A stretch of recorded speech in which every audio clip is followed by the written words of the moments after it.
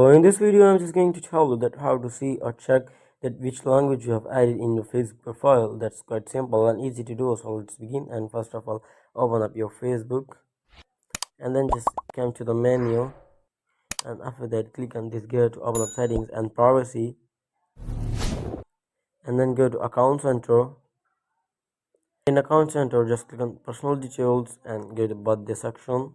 In the birthday section, you can see the two options on the very bottom. Just like the first option, that who can see your birthday on Facebook, and then click on change visibility on Facebook.